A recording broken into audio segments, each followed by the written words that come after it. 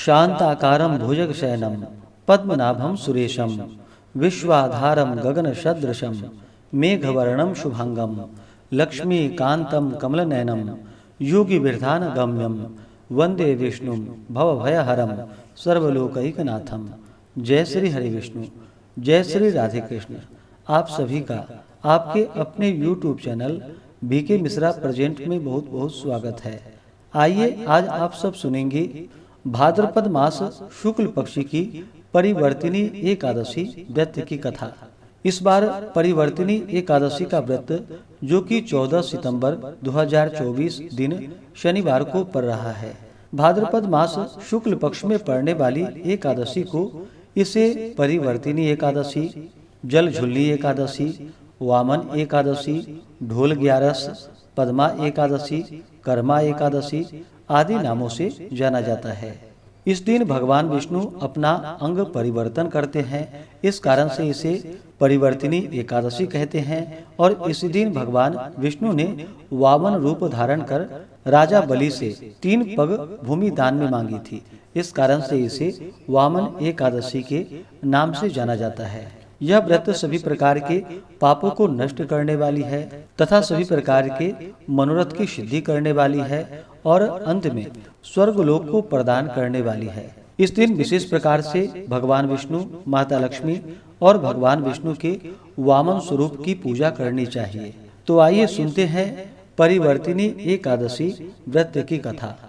अगर आप एकादशी व्रत के उपलक्ष्य में ब्राह्मण दक्षिणा, अन्नदान, वस्त्रदान आदि के लिए देना चाहते हो तो आप अपने श्रद्धा और सामर्थ्य के अनुसार हमें डिस्क्रिप्शन में जाकर के वहां से गूगल पे, फोन पे या अकाउंट नंबर के माध्यम से आप अपने श्रद्धा और सामर्थ्य के अनुसार हमें ब्राह्मण दक्षिणा प्रदान कर सकते हैं। तो आइए सुनते हैं परिवर्तिनी एकादशी व्रत की कथा। तो बोलिए प्रेम से भगवान विष्णु की जय, माता लक्ष्मी की जय, वामन भगवान की जय, भगवान श्री कृष्ण की जय, एकादशी माता की जय, सर्वदेवी देवता की जय। परिवर्तिनी एकादशी व्रत कथा के अनुसार एक बार पांडु नंदन ने भगवान श्री कृष्ण से कहा, भाद्रपद मास शुक्ल पक्ष की एकादशी के महात्म्य की आप हमें कथा सुनाइए और यह भी बतलाइए कि इस एकादशी का देवता कौन है, उसकी पूजा की क्या विधि है। युधिष्ठिर के ऐसे वचन को सुनकर भगवान श्री कृष्ण ने कहा कि हे राजन, इस एकादशी का नाम वामन जयंती एवं अंक परिवर्तिनी है। जयंती व्रत से बढ़कर और कोई व्रत नहीं। इसके सुनने एवं स्मरण करने मात्र से समस्त पाप नष्ट हो जाते हैं। वैष्णवों एवं अपनी गति चाहने वालों को इस एकादशी का व्रत अवश्य ही करनी चाहिए। हे राजन, जिन्होंने जयंती एकादशी में वामन भगवान की पूजा श्रद्धा एवं भक्ति सहित कमल पुष्पों द्वारा की, उसने तीनों लोकों, तीनों देवों एवं समस्त जगत को मानो जीत लिया, क्योंकि शयन किए हुए भगवान इसी दिन अपना अंग परिवर्तन करते हैं। इसी कारण इसका नाम परिवर्तिनी है। इतनी कथा सुनकर युधिष्ठिर ने विनय पूर्वक कहा कि हे भगवान, यह बात मेरे हृदय में महान संदेह उत्पन्न कर रही है कि आप कब सोते हैं, कब जागते हैं और कब करवट बदलते हैं। आपने जो बलि को बांधा उसमें क्या कारण था। महाराज युधिष्ठिर के ऐसे वचन को सुनकर भगवान श्री कृष्ण ने कहा कि हे राजन, अब पापों को नाश करने वाली मैं कथा कहता हूँ, आप सुनिए। सतयुग में अत्यंत ब्राह्मण भक्त, सत्यवादी एवं दानी बलि नामक राक्षस मेरा अनन्य भक्त था।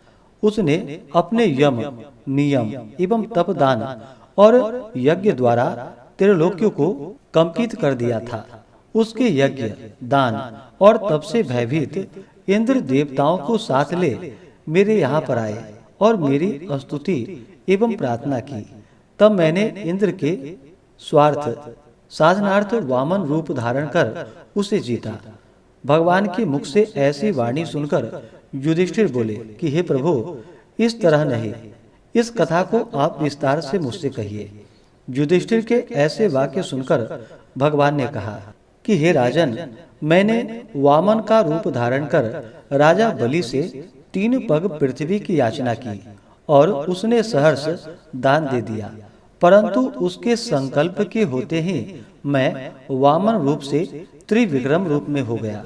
भूलोक में नख, भुवर लोक में जंघा, स्वर्ग लोक में कटी, महर लोक में उदर, जनलोक में हृदय, तप लोक में कंठ और सत्य लोक में मुंह कर मस्तक को और भी ऊंचा कर दिया। उस समय सूर्य, चंद्र और इंद्रादिक समस्त देवता मेरी स्तुति करने लगे।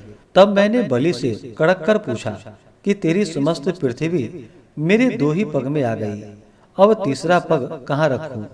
मेरी बात सुन बलि ने अपना मस्तक नत कर दिया। तब मैंने उसके मस्तक पर पैर रखकर उसे पाताल में पहुंचा दिया, परंतु उसकी अत्यंत अधिक विनयशीलता को देखकर मैंने उससे कहा कि हे राजन, अब मैं सर्वदा तेरे ही पास रहूंगा। अतः भाद्रपद मास की शुक्ल पक्ष की एकादशी को मैं एक रूप से बलि के पास एवं दूसरे रूप से क्षीर सागर में निवास करता हूँ। जब तक कार्तिक मास नहीं आती तब तक मेरी एक मूर्ति शेष शैया पर और दूसरी बलि के यहाँ बराबर सोती रहती है। इसी एकादशी को मैं सोता हुआ करवट बदलता हूँ।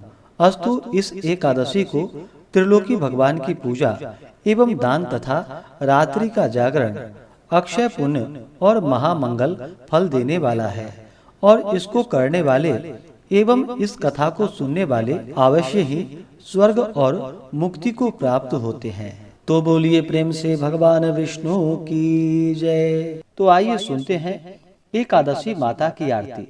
तो बोलिए प्रेम से एकादशी माता की जय। ओम जय एकादशी माता, विष्णु पूजा व्रत को धारण कर शक्ति मुक्ति पाता। ओम जय एकादशी माता, विष्णु पूजा व्रत को धारण कर शक्ति मुक्ति पाता। तेरे नाम गिनाओ देवी भक्ति प्रदान करनी, गण गौरव की देनी माता शास्त्रों में वर्णी। ओम जय एकादशी माता, विष्णु पूजा व्रत को धारण कर शक्ति मुक्ति पाता। मार्गशीर्ष के कृष्ण पक्ष की उत्पन्ना विश्वतारिणी जन्मी, शुक्ल पक्ष में हुई मोक्षदा मुक्तिदाता बन आई। ओम जय एकादशी माता, विष्णु पूजा व्रत को धारण कर शक्ति मुक्ति पाता। पौष के कृष्ण पक्ष की सफला नामक है,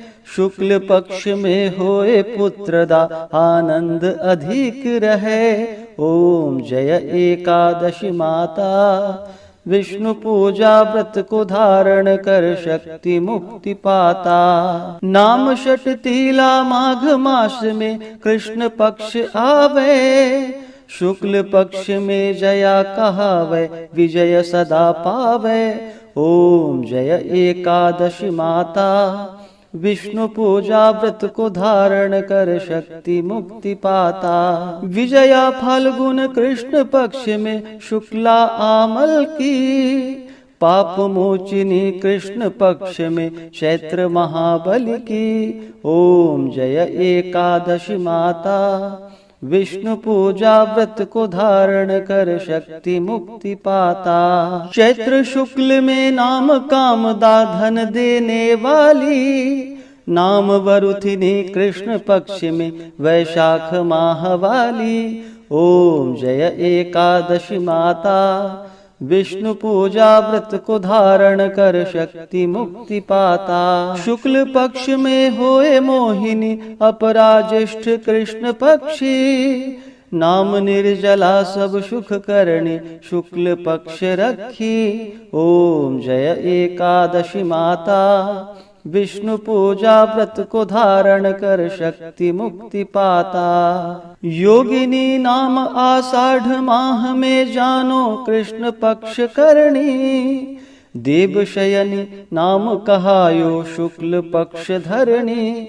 ओम जय एकादशी माता, विष्णु पूजा व्रत को धारण कर शक्ति मुक्ति पाता। कामिका श्रवण मास में आवे कृष्ण पक्ष कहिए, श्रवण शुक्ल में होए पवित्रा आनंद से रहिए। ओम जय एकादशी माता, विष्णु पूजा व्रत को धारण कर शक्ति मुक्ति पाता।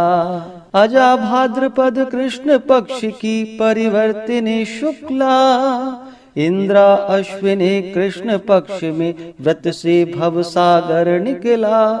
ओम जय एकादशी माता, विष्णु पूजा व्रत को धारण कर शक्ति मुक्ति पाता। पापांकुशा है शुक्ल पक्ष में आप हरणहारी, रमा मास कार्तिक में आवे सुखदायक भारी। ओम जय एकादशी माता, विष्णु पूजा व्रत को धारण कर शक्ति मुक्ति पाता। देवोत्थानी शुक्ल पक्ष की दुखनाशक मैया, पावन मास में करो विनती पार करो नैया। ओम जय एकादशी माता, विष्णु पूजा व्रत को धारण कर शक्ति मुक्ति पाता। परमा कृष्ण पक्ष में होती जन मंगल करणी, शुक्ल मास में होए पद्मिनी दुख दारिद्र हरणी। ओम जय एकादशी माता, विष्णु पूजा व्रत को धारण कर शक्ति मुक्ति पाता। जो कोई आरती एकादशी की भक्ति सहित गावे, जन गुरुदिता स्वर्ग कवासा निश्चय ही पावे। ओम जय एकादशी माता, विष्णु पूजा व्रत को धारण कर शक्ति मुक्ति पाता। ओम जय एकादशी माता, विष्णु पूजा व्रत को धारण कर शक्ति मुक्ति पाता। हाँ शक्ति मुक्ति पाता। तो बोलिए प्रेम से एकादशी माता की जय। इस बार परिवर्तिनी एकादशी का व्रत जो कि 14 सितंबर 2024 दिन शनिवार को धारण किया जा रहा है। एकादशी तिथि प्रारंभ समय 13 सितंबर 2024 दिन शुक्रवार रात्रि 10:32 और एकादशी तिथि की जो समाप्ति है वह 14 सितंबर 2024 दिन शनिवार रात्रि 8:43। तो हमें शुद्ध रूप से एकादशी व्रत के लिए सूर्योदय व्यापनी के अनुसार जो समय प्राप्त हो रहा है, तो सभी भक्तजन 13 सितंबर को 10वीं दिन के नियमों का पालन करेंगे। 14 सितंबर 2024 दिन शनिवार को एकादशी का व्रत धारण करेंगे और व्रत का पारण 15 सितंबर रविवार के दिन किया जाएगा। एकादशी व्रत का पारण हरिवासर समाप्त होने के बाद करना चाहिए। हरिवासर का समय द्वादशी तिथि का पहला चौथाई हिस्सा हरिवासर का होता है। तो द्वादशी तिथि की जो समाप्ति है वह 15 सितंबर 2024 दिन रविवार को शाम 6:14 पे द्वादशी तिथि की समाप्ति है। व्रत का पारण 15 सितंबर को सुबह 6:01 से सुबह 8:34 तक परिवर्तिनी एकादशी व्रत का पारण किया जाएगा। इस व्रत का पारण कुसमांडेन पारणम, जिसे कि बहुत से जगहों पर भुआ के नाम से भी जानते हैं, तो इससे इस व्रत का पारण है यह संभव ना हो पाए तो आप जल या फल से व्रत का पारण करें। एकादशी तिथि के दिन ब्रह्म मुहूर्त का जो समय होगा 14 सितंबर को, वह समय सुबह 4:33 से सुबह 5:19 तक होगा। सूर्योदय का समय सुबह 5:44 और सूर्यास्त शाम 6:02 होगा। राहु काल का समय 14 सितंबर को सुबह 8:48 से सुबह 10:20 तक होगा और 15 सितंबर को शाम 4:29 से शाम 6:01 तक होगा। राहु काल समय के दौरान कोई भी शुभ कार्य या नया कार्य नहीं करना चाहिए, इस बात का ध्यान रखें। 14 सितंबर को योग जो कि शोभन योग होगा इस दिन शाम 6:18 तक, उसके बाद अति गंड योग होगा। इस दिन सर्वार्थ सिद्धि योग बन रहा है और रवि योग भी बन रहा है। सर्वार्थ सिद्धि योग जो कि रात्रि 8:32 से शुरू होकर के अगले दिन सुबह 6:06 तक होगा और रवि योग का समय सुबह 6:06 से सुबह 8:32 तक होगा। इस दिन नक्षत्र जो कि उत्तराषाढ़ा नक्षत्र रात्रि 8:32 तक होगा, उसके बाद श्रवण नक्षत्र होगा। तो इस दिन भगवान का पूरे विधि विधान के साथ गंध पुष्प धूप दीप आदि से पूजा करनी चाहिए। नैवेद्य आदि अनेक प्रकार के अर्पित करने चाहिए। दूध से बने हुए वस्तु हो या अभी के मौसम में मिलने वाले ऋतु फल आदि हो, वह भगवान को अर्पित करनी चाहिए। इस दिन भगवान को विशेष करके जो कि काले तिल चढ़ाएं और तुलसी दल अवश्य ही अर्पित करें। भगवान विष्णु को अक्षत नहीं चढ़ाया जाता है, इस बात का ध्यान रखें। अक्षत की जगह उन्हें काले तिल अवश्य ही अर्पित करनी चाहिए। नैवेद्य आदि का जब भी आप प्रसाद का भोग लगाते हो तो तुलसी दल डाल करके ही भगवान को भोग लगानी चाहिए। नैवेद्य का भोग लगा करके जल से आचमनी करवाएं। मुख शुद्धि के लिए पान पत्र सुपारी लौंग इलायची के साथ में अर्पित करें। द्रव्य दक्षिणा चढ़ाएं और फिर परिवर्तिनी एकादशी वामन एकादशी व्रत का कथा श्रवण करनी चाहिए। भगवान की आरती करनी चाहिए। इस प्रकार से एकादशी के दिन भगवान का पूरे विधि विधान के साथ पूजन करें, कथा श्रवण करें, रात्रि जागरण करें और अगले दिन जाकर के सुबह स्नान करके शुद्ध वस्त्र धारण करके भगवान का पूजन और आरती करके इसके बाद ब्राह्मणों को भोजन करवाए, ब्राह्मणों को दान और दक्षिणा दे और फिर समय के अनुसार व्रत का पारण करना चाहिए। इस व्रत को जो कि दिन रात्रि उपवास रहते हुए धारण करनी चाहिए। जो उपवास नहीं रह पाते हैं, जिनका स्वास्थ्य सही ना हो, तो आप एक समय फलाहार ग्रहण करके व्रत को धारण करें। व्रती को व्रत के दौरान किसी के ऊपर क्रोध नहीं करनी चाहिए। किसी के प्रति अपने मन में ईर्ष्या या द्वेष का भाव नहीं लाना चाहिए। ब्रह्मचर्य का पालन करना चाहिए।